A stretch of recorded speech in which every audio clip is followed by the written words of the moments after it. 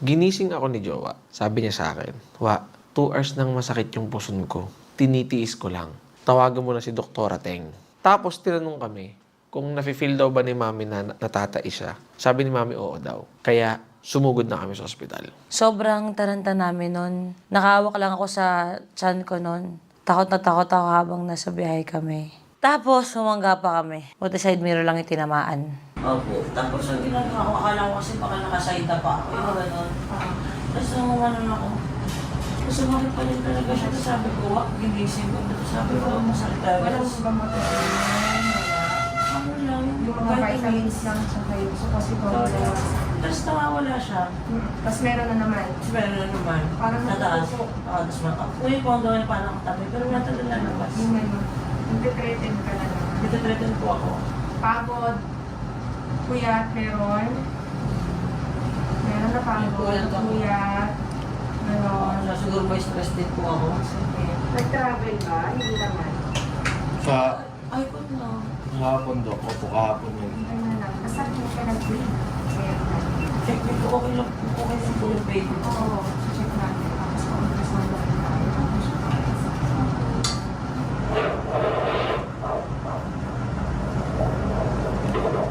Ayan. Okay? Ako nalabahan ako. Nagabahan ka.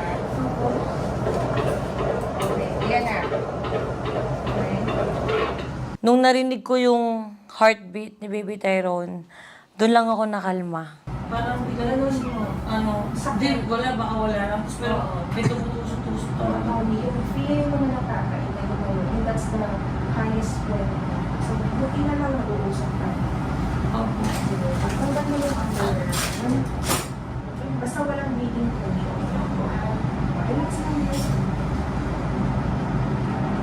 Support lang natin kaya wet ba to? Ayoko yan. Ayoko na wet. Hindi siya nalalaglagan, Dok? May room tayo for medical management. Okay, andyan si baby tayo. Okay. Okay na po siya. Oo, close siya. So, kailangan lang natin yung gamot mo ilan sa Zero na po. Admit tayo. Admit po siya. Kasi yung kayo na po naramdaman ko. Yun na yun, oo.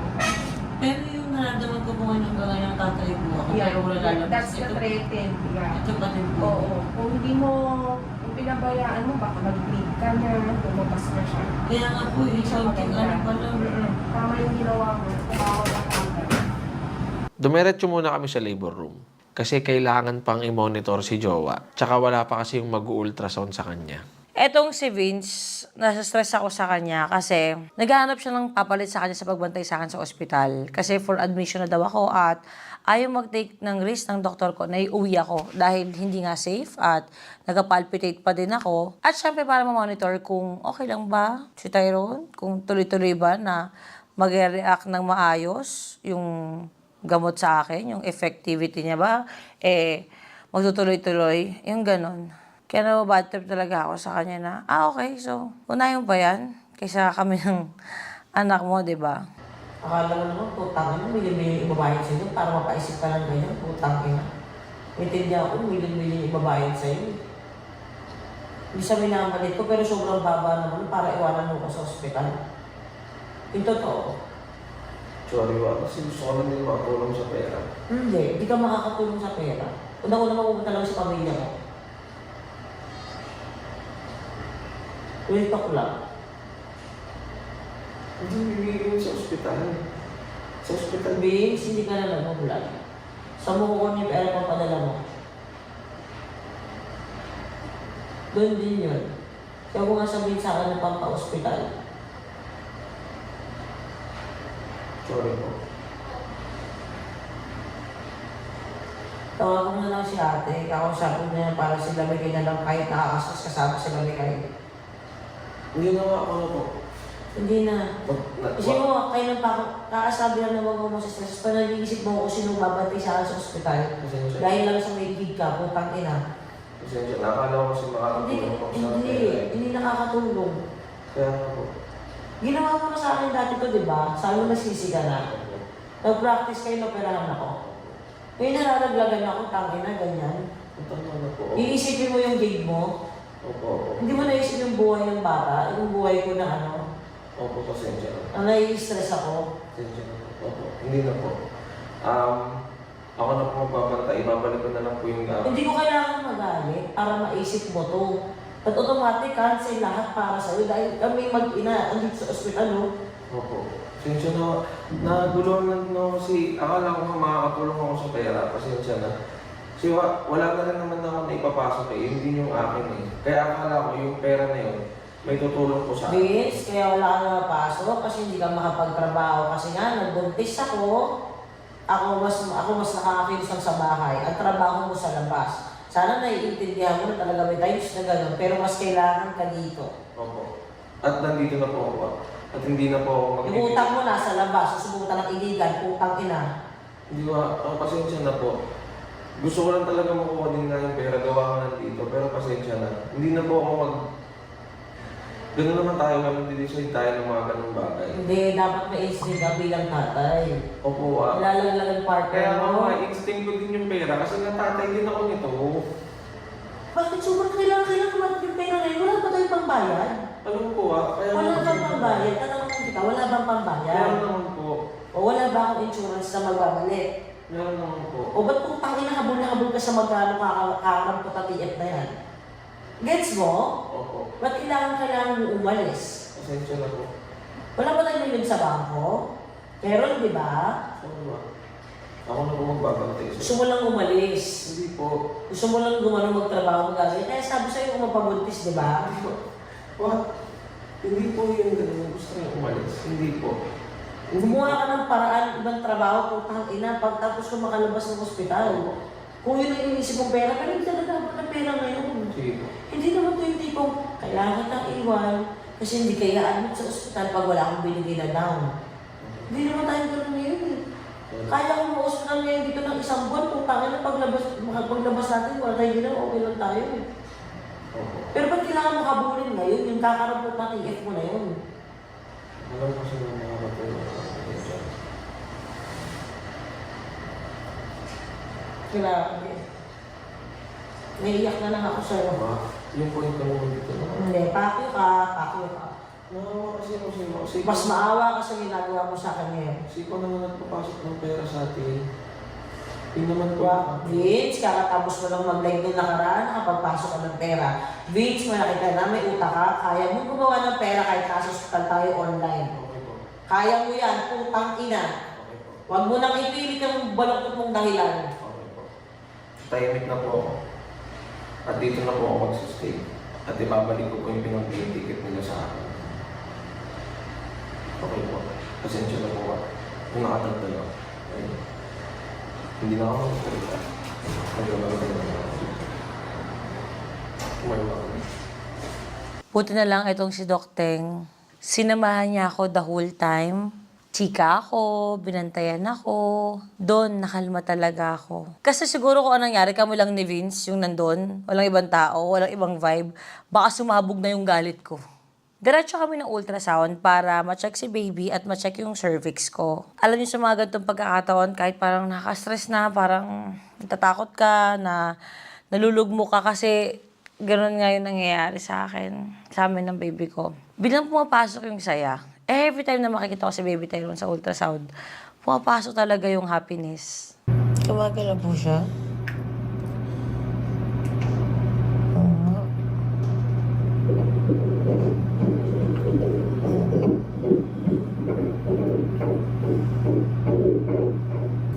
May ulo mo nahanap mo. Sa baba? Ulo. Wala, nandiyan ba yung ulo? Kita mo ba? Ito ko naman tingin. Wala pala to. Nagkaroon pa ng moment na dahil kailangan sukatin, papatayin yung TV. Kasi baka makita daw namin ang gender. So nakakabaliw siya, no? Kasi may mga tao sa paligid na alam na nila yung gender ni Tyrone. Tapos ikaw na mismong tatay, hindi mo alam. Wala kang ka-idea kung lawit ba or guhit. Gusto ko na tuloy malaman. Totoo lang gusto kong makita na ngayon. Kaya lang, maganda yung gender. Gusto ko pa ng clue eh. Kung kami, ano na, alam na namin, para makapag-nesting na makabili na kagad, Malalaman na po ba yung gender pag Yes, actually nakita ko na kanina. Nakita mo na rin po? Oh my God. Tang-ina. Alam nila, wa. Dok, babae lalaki. So, sinabi lalaki. Hindi ko alam eh. Ay, nakuha. Oo, wa. Nalilikot ka na eh. Wa. Wa, tinitignan nila, wa. Huwag ka na muna sa... Kasi silip, wa. Hindi ko naman ang naman eh. Kahit na. Hindi ko naman alam eh. Wa, alam mo, matataranta na ako mag-gender reveal. Parang hindi ko na kaya mag-antay ng birthday ko. Oo nga, gender reveal na tayo agad ba? Next week, no? Oo. Or kakagaling mo lang sa arthritis. Oo. Nga pala. Oo nga pala. Bed rest nga pala ako. Ba't Tony, ano ba gusto mo? Lalaki po. Para kompleto na din. Para kuha ka na. Ay, parang kompleto, parang lalaki na. Huwag sinasabi niyo. Hindi, kapag gusto niya po, sabi niya gusto niya. Kinakabahan tuloy ako. Kahit abdomen ano. Ay, baka ko sumilit na. Bawal ba po? Bawal pa. Basta ilalim. Silipin ko na kaya ba? Pa.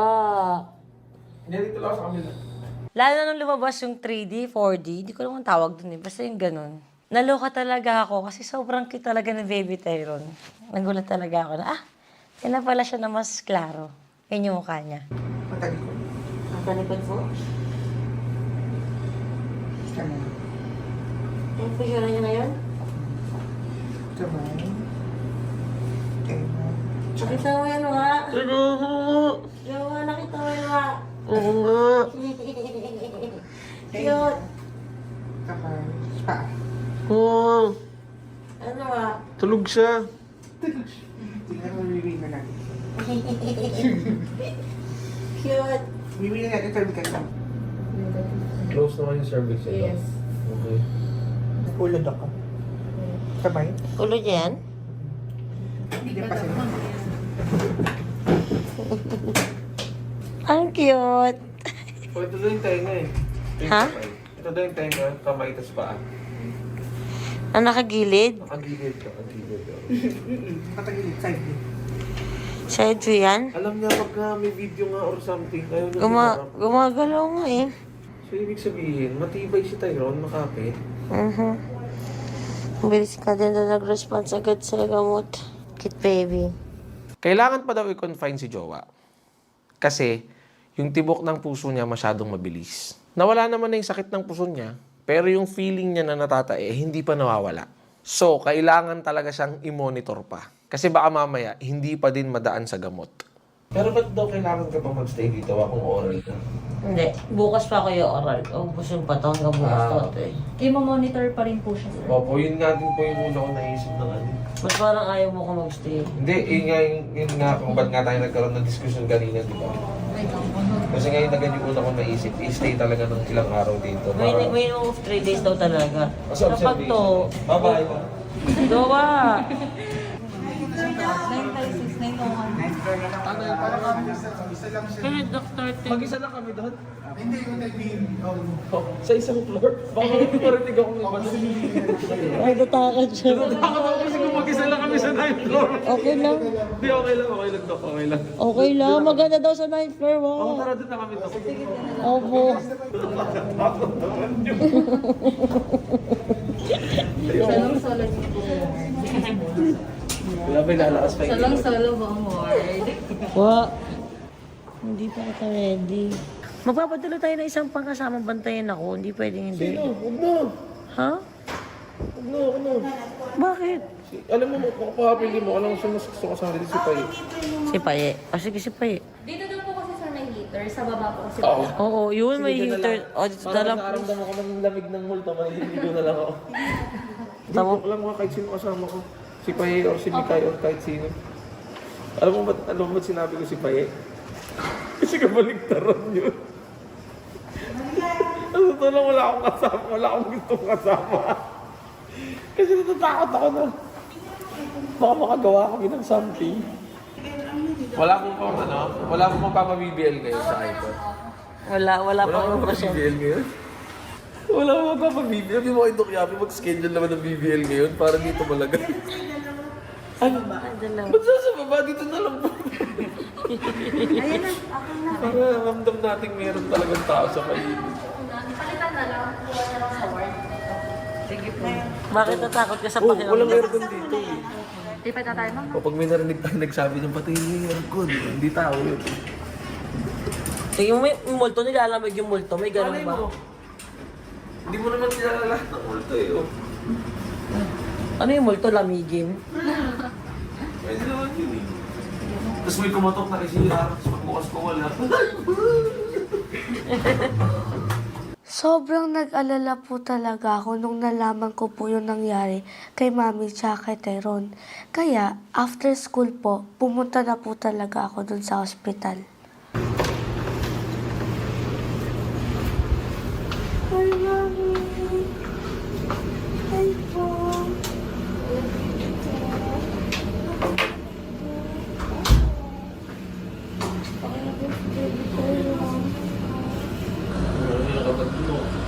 Lapit mo. Hala! Ba't nakaganon siya? Hindi, ito yung tenga niya anak. Ito yung kamay niya, ito yung paa niya. Ang gulo lang to. nakagilid. Hala, nakaganon. Hala, Daddy! Hala, si Tayo po to. Anak. Ayun o, inakakap. Ito ni Tayo. Alam niya nga pag may camera. Nagtatago nga.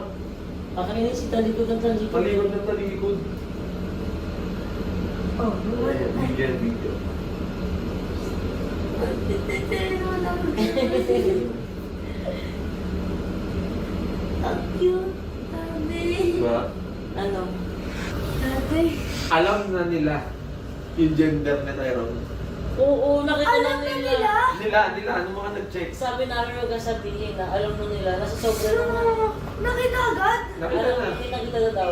Kitang-kita na daw yung gender ni Tyrone. Ba't ganun? Di ba pag ganun wala pa? Meron na anak, magpa 5 months na si Tyrone.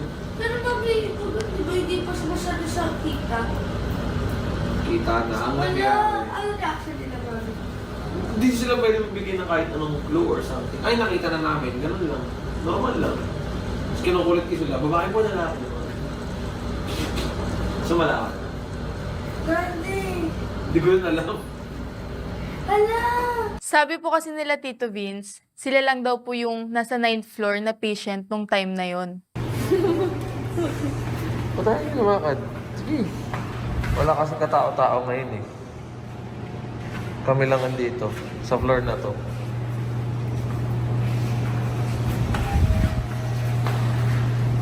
Ba't natatakot? Pinapakita nga lang ni Mami na kami lang yun nandito.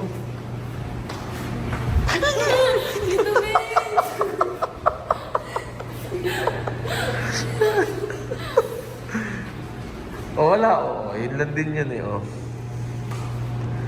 Oh. Huwag niyo pumunta dyan. Dito na elevator. Lakad tayo dito. Lakad na kayo dun. Halina. Napakita lang ni Mami. Oh, the station na yan. Oh. Ha? Titingin dyan ha. Wala nang balikan.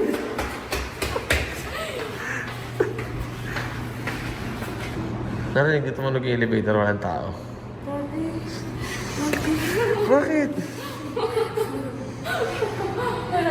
Pag-hospital na, huwag na. Huwag kang ganyan. Ano? Wala na. Oh. Ito na na, elevator na. Si Mami, parang nakikita ko siya ngayon na para siyang bata. Dati po kasi, hanggat maaari, ikikip niya lang po yung problema. Ayaw niya po kasing malaman ko or ma-affect po ako. Pero ngayon, bigla akong nagulat kasi nagsusumbong talaga siya sa akin. Kasi yung nangyari sa akin kanina anak, Tyrone niya, doon kami nagpantagalan ko na parking. Naglakad ako ng mainit. Papunta sa emergency. Dami sinapark sa tapat ng DR. Oo, pero mainit ah. Kasi lalakad pa ako, lalaglagan na ako. Naano lang ako kasi madali lang sa akin kapag iniwanan ako nung hindi naman ako. Tulad nung operasyon ako. Yung iniwanan niya ako, parang natatanggap ko. Pero yung talaga parang umabaw talaga sa akin. Hindi talaga ako mapaniwala na ganito.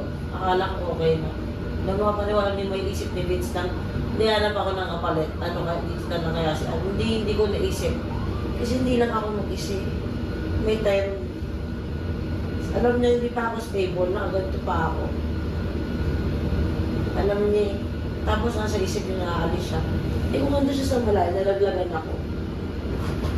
Paano kung gano'n? Paano gano'n nangyari? Wala na. Paano kung na-stress mo kayo bigay sa akin pa eh? Sisihin na lang niya. Dahil sa inyo, namatayan ako. Sabihin niya dahil sa pera daw na ano. Hindi naman pera yung problema eh. Ang problema yung stress ako. Tapos lagi mo, aalis ka para ano, mas stress ako lalo? O makakatulong ba yung pag-alis niya? Para mabawasan yung stress ko. Mag-iisip ka po. Mga patay ka. Ako nang pagpunti sa putang ina nito, hindi din pala din, hindi rin nagtanda. Sa lahat ng kwento ko na lagi ako niliwan ng ex ko. Hindi naman ako hindi naman ako nagdadamot ng maglaro ka, sige, dumas-damas ka na kahit na paano. Pero yung mga ganitong life and death, gusto ko sanang sabihin na hindi, ma-emotion na ako kasi buntis ako. Pero hindi. Magkina mo kami, siwala mo kami. Mararamdam niya pa sa akin sa liit na ako. Kasi pwede pala yung mga problemado siya sa pag-reskin ng event niya. Sabi niya, huwag na kaya nang payagan mag-event. Habang buntis siya, huwag ka na kaya talaga lumabas. Maging gano'n kaya ako kakupal sa'yo. Di ba? Hindi naman tayo ginaganon eh. Bigay ko kayo gusto niyo, magpaano na ako bukas. Huwag na ako magpa-admit, uwi na lang din ako. Para hindi ako makastolbo sa mga trabaho. Hindi parang sa pagkain, di ba? Hindi mo ako binibigyan ng pagkain. Di ba? Ayoko nang kumain. Nalala mo? Ngayon kaya, sa tal gusto mo din umalis, alis na lang din ako, uwi na ako sa bahay. Gawin ko rin yung ginagawa niyo, yung parang wala kayong pake. Bigay ko rin kaya sa'yo. Kasi parang sumusuko na talaga ako eh. Ibigay ko rin kaya sa'yo. Din, i-rest ko na lang din. I-rest ko na lang din. Na-trigger lang yun kasi magpag-usapan natin. Hindi. Kaya ko mag-ugol pero hindi siya nawawala, Vince. Akala mo ba aya ako na gano'n kung kita pag-usapan lang? Tingin mo hindi ako galit sa'yo kanina pa? Tingin mo naglindihilang ako sa'yo? Kaya ako galit ngayon? Tangina mo, iwanan mo kanina. Tingin mo hindi ako magtatampo, hindi ko dadamdamin to? Hindi yan tutusok sa akin ngayon? Naririnig mo ba yung dahilan? Naririnig mo ba yung sarili mo kanina? Napanood mo ba na sinasagot mo ba ako? Kailangan ko nga kasi sa pera eh. Kung tangin ng pera, ano kailangan mo sa pera? Kung paano mo ako sinasagot kanina, hindi lang ako mapagsalita doon kasi alam ko ng mga tao sa labas. Parang tayong dahilan ko. Hindi ako nag-isip ng tama. Dahilan mo man, hindi kasi sasanay kang maluwag ako sa'yo. Kaya okay lang na papayagan na ulit kitang umalis. Siguro mga ganun mo. Kung nabasasanay kang maluwag ako sa'yo, to the point na andito na ako sa sitwasyon na to, aalis ka. Wala na po siya dapat sa'yo yun eh. Tingnan mo kahit mag-isang taon, 2 taon pag nag-aaw tayo, susumpat ko sa'yo.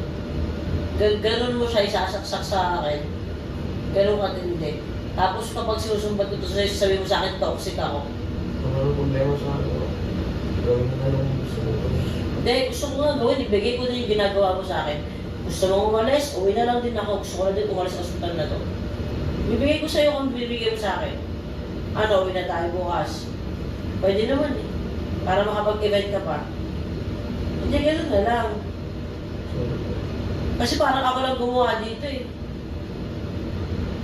Di ba dapat magkasama ka sa sarap, kasama ka rin sa hirap, kasi ikaw mag-i-event ka. Sa totoo lang, nagsisisi ako na nagpa-apekto ako sa sinabi sa akin na kailangan kong unahin yung pera para makapag-provide. Naapektuhan talaga ako, lalo na dun sa sinabi sa akin ng mami ni Tony. Pakiramdam ko, ang tanga-tanga ko. Kasi mas malaking kumita ng pera yung partner ko kesa sa akin. Ano pakiramdam mo? Ha? Nagulat, nakakagulat. Gumanon? Oo, tulog na. Parang yung blood kasi sir na nag-stop ko dito. Pabalik po siya sa kilig. Ay, masakit na. Ang hina yung tuhod ko bigla. Oo. Mas malaki yung blood na. Pero okay na po siya? Okay lang po yun. Thank you. Thank you.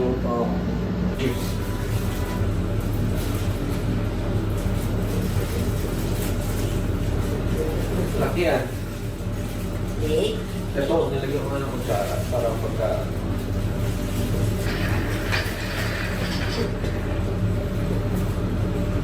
Cheese. Sarap. Di ba? Yummy.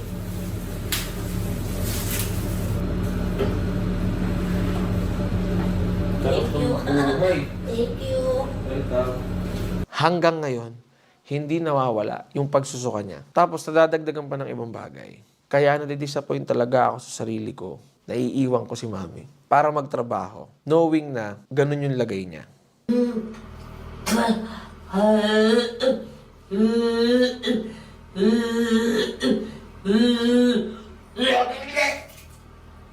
Titipid mo ako sa tubig. Di naman ikaw nagbabayad ng tubig dito. Baba mo. Andun yung pepe ko yun. Okay na. Promise?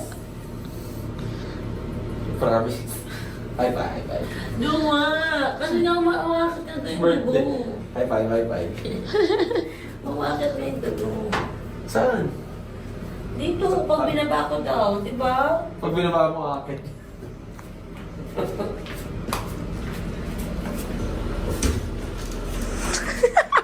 Promise ha? Tumatawa ka, magising ka, tumatawa ka. Okay?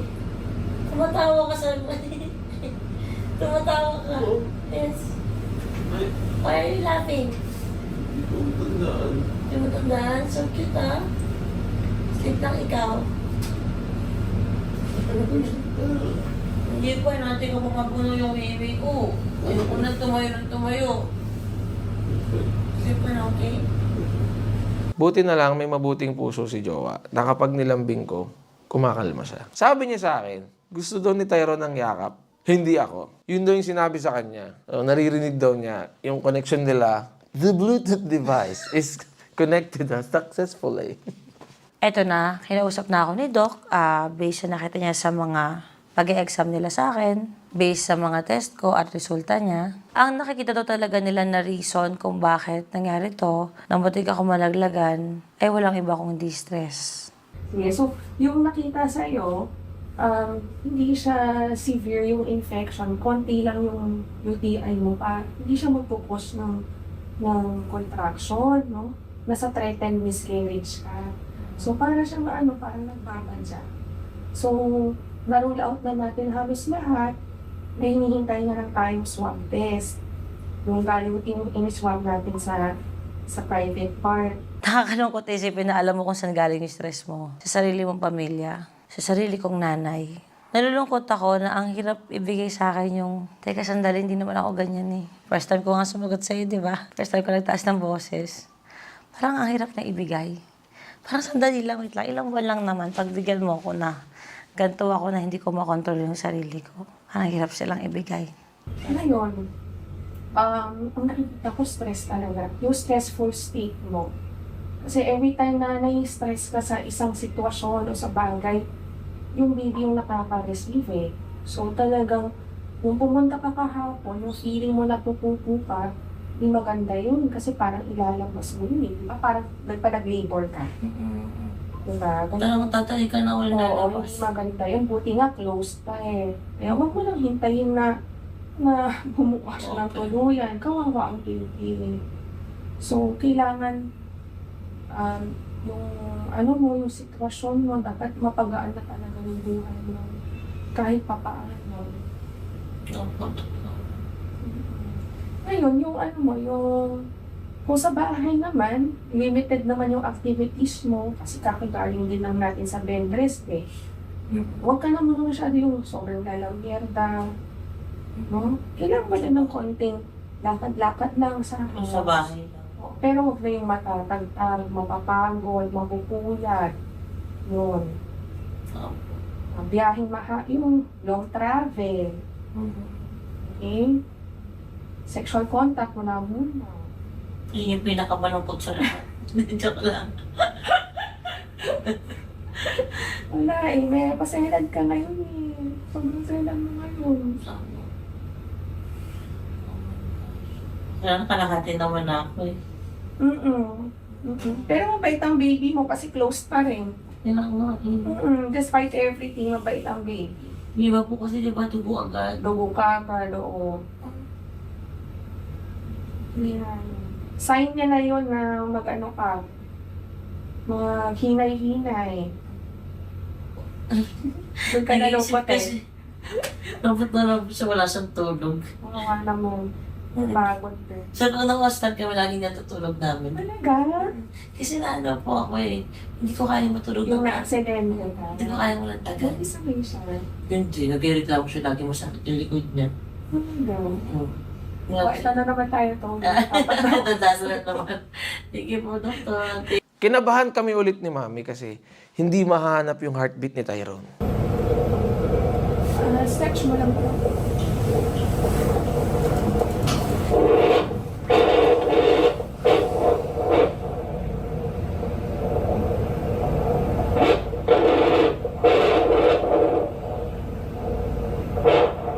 Nako, baby Tyrone, saan ka? Saan na? Nasaan siya? Sorry, makulit yan ah. Kanina nahanap na sa kanan. Sa kanan naman siya. Kahapon, sa ano, kaliwa.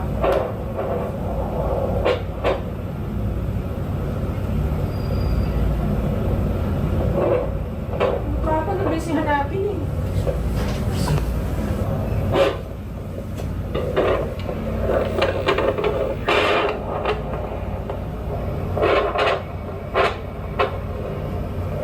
O, tsamba na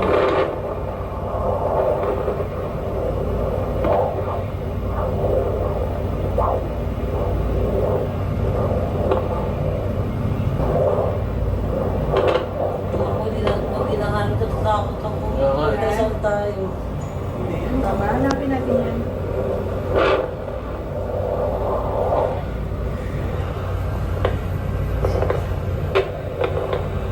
Usually dito siya eh. Oo nga, last time yan dito siya eh. Ayan, Diba, Dok? Tama ako. may manipulation lang siya. Diba dahil kahapon sa diba, ang beses na namin hanapin left. Kailangan naka-slot pa siya. Daddy kasi connection namin. Siyempre, gawa mo yan eh. Kaya sabi ko, Kinabahan ako. niramdam ko kasi nandito siya na yun eh. Nagtataka ako, sabi ko left. Ba't hindi ko nahanap kagad? Nakadapa ka. Kasi lang, bakit kasi isang gano'n lang. Yehey! Pwede na ba ako buwi? Opo, sige doktora. Dito pagkakintuan pa tayo, kalahati pa lang yun ang buhay niya. Kwento pa tayo. Kakagising ko lang doon. Yun naman pala anak eh. Nakagilid ka lang pala. Kaya pala hindi mahanap. Next time kasi gumanong ka naman para mas, tug-tug.